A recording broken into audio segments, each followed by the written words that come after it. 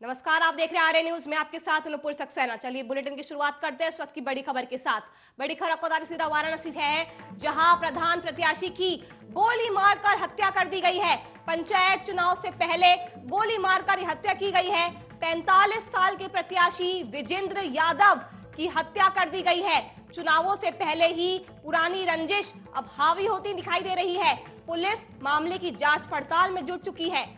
तो बड़ी जानकारी आप तक पहुंचा रहे हैं। उत्तर प्रदेश में पंचायत चुनाव इस बार खास है और चुनाव से पहले ही पुरानी रंजिश हावी होती हुई नजर आ रही है।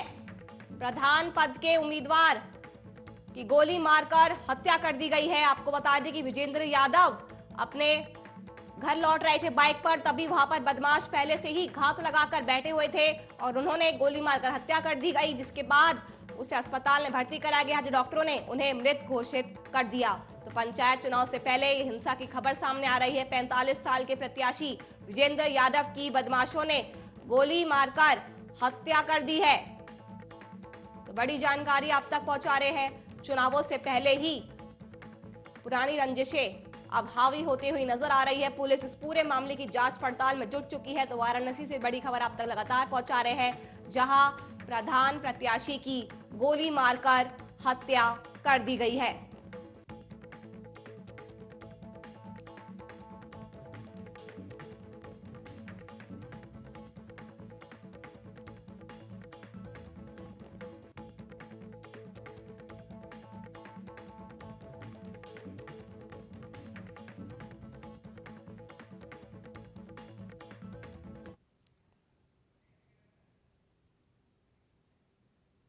तो उत्तर प्रदेश में पंचायत चुनाव का बिगुल बज चुका है।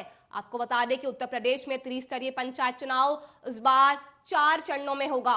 पहला चरण 15 अप्रैल को है, दूसरा चरण 19 अप्रैल को है, तो वही तीसरा चरण 26 अप्रैल को और चौथा चरण 29 अप्रैल को होगा। सभी राजनीतिक पार्टियां इस पंचायत चुनाव में अपनी पूरी ताकत झोंक रही है। बीजेपी ने तो हर जिले में इसके लिए प्रभारी नियुक्त कर दिए हैं। वही कांग्रेस की कोशिश है कि ज्यादा से ज्यादा जिला पंचायत सदस्य वो इस चुनाव में जिता सके। बीएसपी ने इसके लिए जोन प्रभारी नियुक्त किए हैं। तो वही समाजवादी पार्टी पंचायत चुनाव के लिए लगातार किसान चौपाले कर रही है, यानी कि कोई भी राजनीतिक पार्टी इन पंचायत चुनाव में कोई भी कसर नहीं छोड़ना चाहती है। तो 3 बजे तक प्रत्याशी आज अपना पर्चा वापस ले सकेंगे। आपको बता दें कि पहले और दूसरे चरण के लिए नामांकन प्रक्रिया जो है वो पूरी हो चुकी है और आज प्रत्याशियों को उनके चुनाव चिन्ह बांटे जाएंगे। नामांकन पत्रों की जांच हो चुकी है और आज जिन जिन के नामांकन पत्र सही होंगे उन प्रत्याशियों को उनके चुनाव चिन्ह दिए जाएंगे। तो पंचायत चुनाव की तैयारियां उत्तर प्रदेश में जोरों पर है। सारी पार्टियां, चाहे वो बीजेपी हो, कांग्रेस, बसपा या सपा, सभी पार्टियां इस पंचायत चुनाव में पूरा दमखम दिखाती हुई नजर आ रही है। तो पंचायत चुनाव का यूपी में बिगुल बज चुका है। प्रत्याशियों को आज उनके चुनाव चिन्ह दिए जाएंगे। 4 चरणों में ये त्रिस्तरीय पंचायत चुनाव होंगे। आपको बता दें कि पहला चरण 15 अप्रैल को शुरू होगा, तो वही दूसरा चरण 19 अप्रैल को है, तीसरा चरण 26 अप्रैल, तो वही चौथा चरण 29 अप्रैल को होगा। तो वही इन पंचायत चुनाव के नतीजे 2 मई को घोषित किए जाएंगे। तो आज 3 बजे तक प्रत्याशी अपना पर्चा वापस ले सकेंगे और आज ही प्रत्याशियों को उनके चुनाव चिन्ह दिए जाएंगे। कोई भी पार्टी इन पंचायत चुनावों में इसलिए कसर नहीं छोड़ना चाहती है क्योंकि कहीं ना कहीं पार्टियां इन पंचायत चुनाव को उत्तर प्रदेश में अगले साल होने वाले विधानसभा चुनाव के लिए एक लिटमस टेस्ट मान के चल रही है। उनका ये मानना है कि अगर वो पंचायत चुनाव में अच्छा प्रदर्शन करती है तो वो कहीं ना कहीं राजनीतिक विधानसभा चुनाव में अच्छा प्रदर्शन करेगी।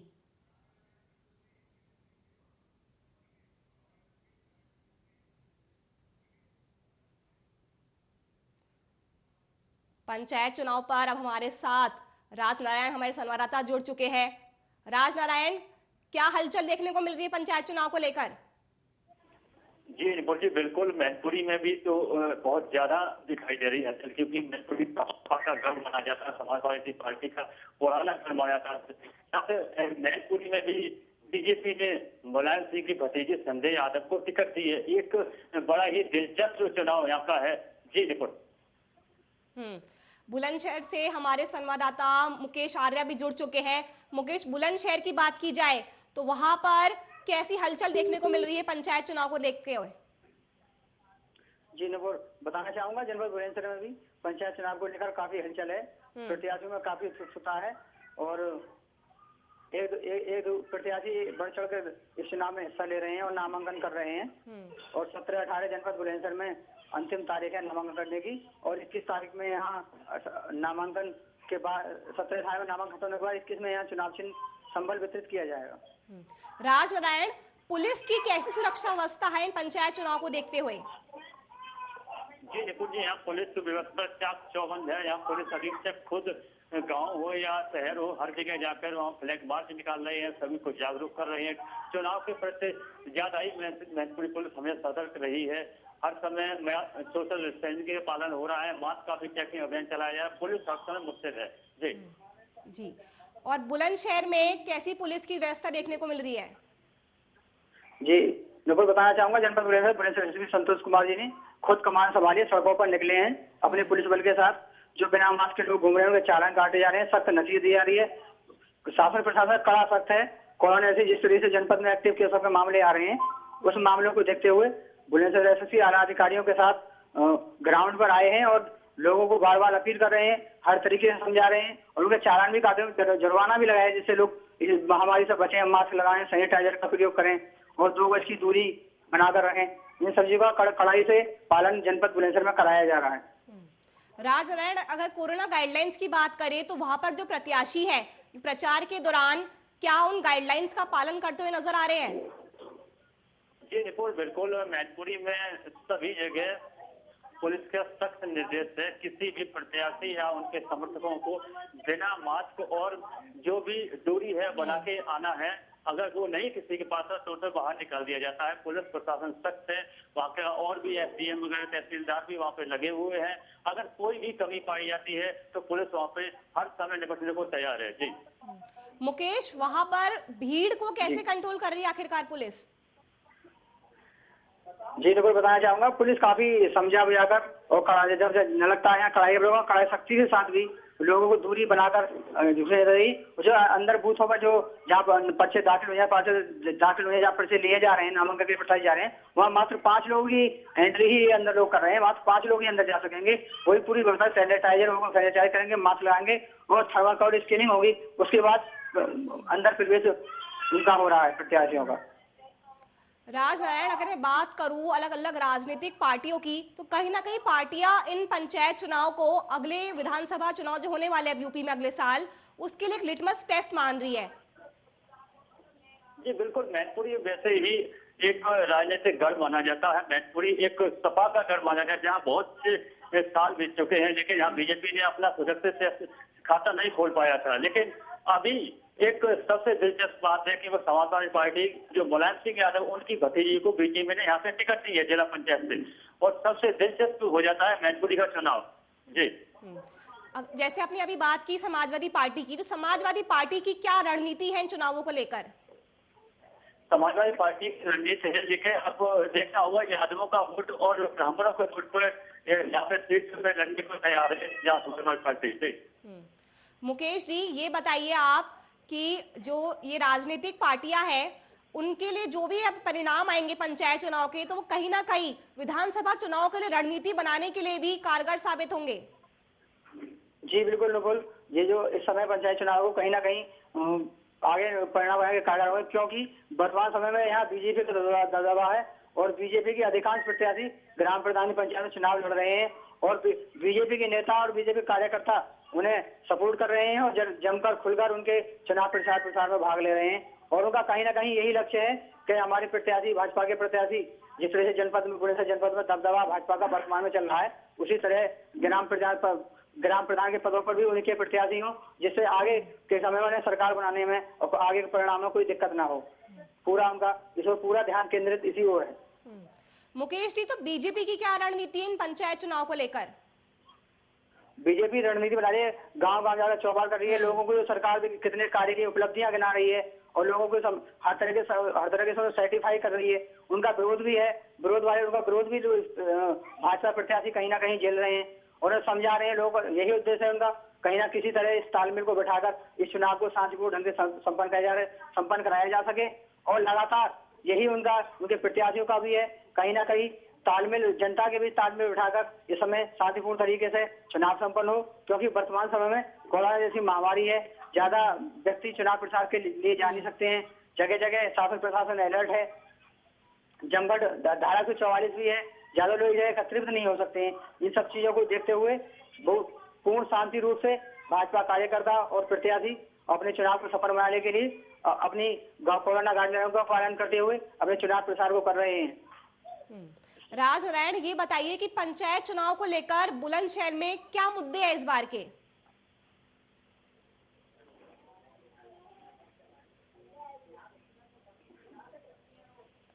मेरी आवाज आ रही है अब तक? जी बिल्कुल जी, मैनपुरी में क्या मुद्दे हैं पंचायत चुनाव को लेकर? ये पंचायत चुनाव को लेकर अब की बार सबसे ज्यादा दिलचस्प हो जाती है बीजेपी और समाजवादी पार्टी, क्योंकि समाजवादी पार्टी मैनपुरी का गढ़ माना जाता है, जहां बीजेपी ने पहली बार समाजवादी पार्टी के जो विरोधी है बीजेपी वालों को टिकट दी है। और सबसे ज्यादा यहाँ पे सपा का दबदबा रहा है हमेशा, और अब की बार सेंधमारी बीजेपी ने की है मैनपुरी से। अब देखना दिलचस्प होगा कि आगे बीजेपी किस तरह का माहौल बना पाती है। जी, अगर बात बुलंदशहर की करें मुकेश, तो वहां पर क्या मुद्दे हैं इस बार पंचायत चुनाव के? गांव जी, जनपद बुलंदशहर में ग्राम प्रत्याशियों का मुद्दा यही है कि गांव में जो पिछली बार विकास नहीं कराए गए हैं, इस बार विकास ज्यादा कराए। लोगों का काफी, ग्राम प्रधानों का काफी विरोध था, काफी मामले चलते रहे, इस गांव विकास नहीं हो, घोटालों का मामला सामने आया था। उस तरह को देखते हुए काफी प्रत्याशी सजग हैं कि जो पिछली बार खामियां हुई है इस बार खामियां ना हो, ना इस तरीके की जो समस्याएं जो लोगों के सामने इस तरीके की समस्या ना आए।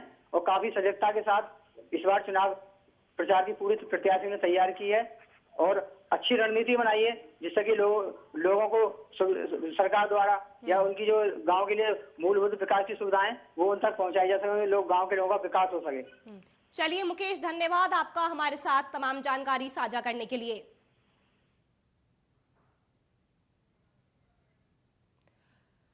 तो राजनारायण जी, आप आगे ये बताइए कि पंचायत चुनाव में अब जो 2 मई को नतीजे आएंगे, क्या लगता है, क्या तस्वीर हो सकती है इस बार की? मैनपुरी में आपकी जो आज नामांकन स्थल पर है, बाकी चिन्ह वितरण किए जाएंगे, पुलिस मुस्तैद है। बाकी 2 मई के लिए पुलिस ने तैयारियां भी की हैं। आगे की तैयारी ये देखना दिलचस्प होगा, क्योंकि मैनपुरी का चुनाव पूरे उत्तर प्रदेश में सबसे ज्यादा दिलचस्प रहता है, क्योंकि बहुत ही पार्टियां हैं, लेकिन एक तो बीजेपी और समाजवादी पार्टी मैनपुरी मुख्य मुद्दे पर लेकर अपने अपने विकासों को चलती है। तो देखना ही होगा समाजवादी पार्टी जो कार्य किए हैं, अब बीजेपी उनका क्या करती है वर्तमान। जी, तो इस बार के पंचायत चुनाव इस बार ऐसे भी खास बताए जा रहे हैं, क्योंकि बीजेपी के साथ साथ अरविंद केजरीवाल की आम आदमी पार्टी और सुदीन ओवैसी की AIMIM भी चुनाव में कूद पड़ी है। जी, मैनपुरी से अभी तक इस तरह का वो नहीं, ना आम आदमी पार्टी का कोई प्रत्याशी आया है और ना ही ओबीसी का कोई आया है। बाकी जो कांग्रेस है वहां से भी नहीं हो पाया है, बस 2-3 पार्टियां हैं। बाकी मेन मुख्य मुद्दा समाजवादी पार्टी और बीजेपी का माना जाता है मैनपुरी में। जी, तो आज प्रत्याशियों को 3 बजे के बाद चुनाव चिन्ह मिल जाएंगे, तो आगे की क्या प्रक्रिया रहने वाली है? आगे की प्रक्रिया चिन्ह वितरण करने के बाद प्रत्याशी तय करेंगे, और पुलिस प्रशासन वहां भी मुस्तैद है कि किसी भी तरह की कोई जुलूस ना निकाले। मैनपुरी में 2 जगह करेल और गाँव में प्रत्याशी पर मुकदमा हो चुके हैं, क्योंकि आचार संहिता का उल्लंघन हुआ है। चलिए, शुक्रिया हमारे साथ जुड़ने के लिए राजनारायण।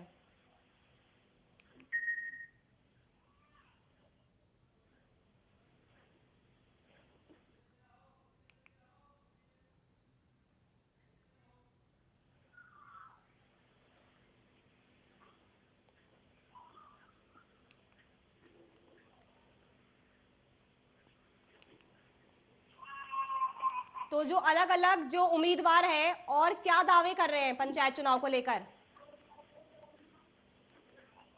उम्मीदवार अपनी अपनी लेकर दावे कर रहे हैं, और तरह तरह से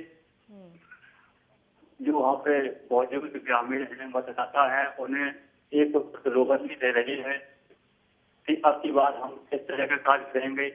लेकिन पुलिस की सख्ती के बावजूद भी मैनपुरी में हर प्रत्याशी की तरफ से किसी न किसी मतदाता को किसी न किसी तरह से वहां पे अवलोकित किया जाता है। मैनपुरी में जो प्रत्याशी है वो किस तरह से प्रचार में जुटे हुए हैं? मैनपुरी में प्रत्याशी अपने हर समय, क्या रात हो चाहे दिन हो, पूरी ताकतों के साथ मैदान में उतरे हैं और समर्थकों के साथ रात दिन प्रचार प्रसार में जुटे हुए हैं। और प्रशासन के सख्ती के बावजूद भी कोरोना डिस्टेंसिंग का पालन नहीं हो रहा है, मास्क किसी की चेहरे पे नजर नहीं आता है। ये सबसे बड़ी मैनपुरी में खासियत है। जी, तो क्या लगता है कि 2 तारीख को क्या नतीजे आने वाले हैं? 2 तारीख को फिलहाल आगे का टाइम है। अब नामांकन जैसे हमारे से 29 तारीख को नामांकन है, उसके बाद तय करना मुश्किल होगा, क्योंकि क्या कैसा किसका क्या है रुझान के हिसाब से पता लगे। जी, तो प्रत्याशियों को आज चुनाव चिन्ह दे दिए जाएंगे। उसके बाद चलिए, धन्यवाद आपका हमारे साथ जुड़ने के लिए। तो यूपी में त्रिस्तरीय पंचायत चुनाव है। 4 चरणों में त्रिस्तरीय पंचायत चुनाव होंगे। पहला चरण 15 अप्रैल को होगा, दूसरा चरण 19 अप्रैल को, तो वही तीसरा चरण 26 अप्रैल को है और चौथा चरण 29 अप्रैल को होगा। यूपी में पंचायत चुनाव को लेकर राजनीतिक पार्टियां पूरा जोर शोर में प्रचार में जुटी हुई है, चाहे वो बीजेपी हो, कांग्रेस हो, बसपा हो या सपा हो। बीजेपी ने इसके लिए जिले में प्रभारी नियुक्त कर दिए हैं, तो वही कांग्रेस की कोशिश है कि ज्यादा से ज्यादा अपने जिला पंचायत सदस्य इस बार के चुनाव में जिता सके। तो वही समाजवादी पार्टी की ये कोशिश है कि वो ज्यादा से ज्यादा किसान चौपाले कर सके। तो वही बसपा ने इसके लिए जिला प्रभारी भी नियुक्त कर दिए हैं। तो कोई भी राजनीतिक पार्टी किसी भी तरह की कसर नहीं छोड़ना चाहती है। प्रत्याशियों को आज उनके चुनाव चिन्ह दे दिए जाएंगे। पहले और दूसरे चरण के नामांकन हो चुका है। 3 बजे के बाद प्रत्याशियों को चुनाव चिन्ह दे दिए जाएंगे। और इस बार के जो पंचायत चुनाव है वो इसलिए भी खास है क्योंकि इसमें आम आदमी पार्टी और असदुद्दीन ओवैसी की पार्टी भी इन पंचायत चुनाव में कूद चुकी है। तो 3 बजे तक प्रत्याशी अपना पर्चा वापस ले लेंगे। आज प्रत्याशियों को चुनाव चिन्ह बांटे जाएंगे और ये जो पंचायत चुनाव होंगे उन सबके नतीजे 2 मई को आएंगे। 3 बजे के बाद प्रत्याशियों को चुनाव चिन्ह आवंटित किए जाएंगे।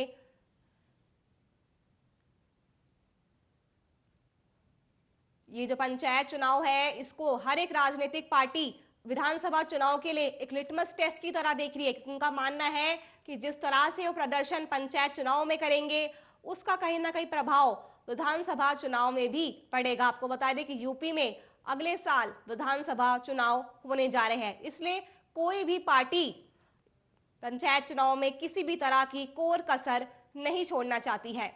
और इसी बीच वाराणसी से भी आज हिंसा की खबर सामने आई थी। पंचायत चुनाव से पहले चुनावी रंजिश हावी होते हुई हम सब ने देखी, जहां एक प्रधान पद के प्रत्याशी की गोली मारकर हत्या कर दी गई। आपको बता दें कि प्रत्याशी विजेंद्र यादव अपने बाइक से घर जा रहे थे, तभी पहले से ही घात लगाए बदमाशों ने उनकी गोली मारकर हत्या कर दी और अब पुलिस मामले की जांच में जुटी हुई है। यानी कि पंचायत चुनाव से पहले कहीं ना कहीं हिंसा की भी खबरें सामने आ रही है। अब ये देखना होगा कि कोरोना काल में किस तरह से पंचायत चुनाव होते हैं ताकि संक्रमण का खतरा कम से कम हो। इसके लिए प्रशासन ने भी पूरी कमर कस ली है। आपको बता दें कि एक बार में 5 से ज्यादा लोग प्रचार करने नहीं जा सकेंगे। वही जो भी प्रत्याशी नामांकन करने के लिए जा रहे हैं उनके लिए मास्क पहनना, कोरोना गाइडलाइंस का पालन करना, सोशल डिस्टेंसिंग का पालन करना अनिवार्य है।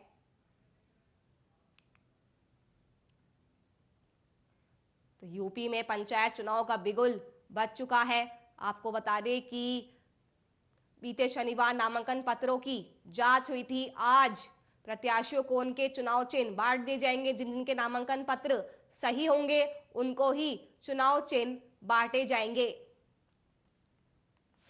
तो शनिवार को नामांकन पत्रों की जांच का कार्य पूरा हो गया है। सदर ब्लॉक में ग्राम प्रधान पद के 8, बीडीसी सदस्य का 1 और ग्राम पंचायत सदस्य के 4 प्रत्याशियों के नामांकन पत्र खारिज हो गए थे और जिले के 17 ब्लॉकों में देर शाम तक नामांकन पत्रों की जांच होती रही और अब जांच पूरी हो चुकी है, जिसके बाद आज उन सभी जो प्रत्याशी हैं उनको चुनाव चिन्ह बांटे जाएंगे। तो यूपी में त्रिस्तरीय पंचायत चुनाव हो रहे हैं। 15 अप्रैल को पहला चरण होगा, दूसरा चरण 19 अप्रैल को है, तो वही तीसरा चरण 26 अप्रैल को, तो चौथा चरण 29 अप्रैल को होगा। तो वही इन पंचायत चुनाव के नतीजे 2 मई को आएंगे। नामांकन पत्रों की जांच का कार्य पूरा हो चुका है और आज प्रत्याशियों को उनके चुनाव चिन्ह बांटे जाएंगे। तो इस बार के पंचायत चुनाव राजनीतिक पार्टियों के लिए इसलिए भी अहम है। इसी खबर पर ज्यादा जानकारी के लिए हमारे संवाददाता लोकेंद्र बिजनौर से हमारे साथ जुड़ चुके हैं। लोकेंद्र, बिजनौर में पंचायत चुनाव को लेकर क्या कुछ तैयारियां नजर आ रही है पुलिस प्रशासन की? आपको बता दूं, बिजनौर में प्रशासन द्वारा सभी तैयारी बूथ लेवल तक पूरी कर ली गई है और जो फोर्स रुकनी थी उसकी भी तैयारी पूर्ण कर रही है। जहां फोर्स आकर रुकेगी, उसके बाद जो पंचायत चुनाव में शराब बांटी जा रही है अवैध, उसको रोकने के लिए भी अभियान चलाया जा रहा है। लगातार पुलिस को धरपकड़ कर रही है, रोज की चालान किए जा रहे हैं और दारुओं को पकड़कर सीज भी किया जा रहा है, जिसके चलते जो प्रत्याशी है उनमें दहशत का माहौल भी दिखाई दे रहा है और जो वोटर थे उनको भी दारू जो मदिरा थी वो मिलनी बंद हो गई है। इसमें अब ये देखना है कि इसका मदिरा न मिलने से वोटरों पर कितना असर पड़ता है और प्रत्याशी पर कितना असर पड़ता है, क्योंकि चलिए लोकेंद्र, धन्यवाद आपका तमाम जानकारी हम तक पहुंचाने के लिए। तो यूपी में पंचायत चुनाव का बिगुल बज चुका है, आज प्रत्याशियों को उनके चुनाव चिन्ह मिल जाएंगे। चलिए फिलहाल के लिए इतना ही। देश और दुनिया की तमाम खबरों के लिए आप देखते रहिए आरए न्यूज।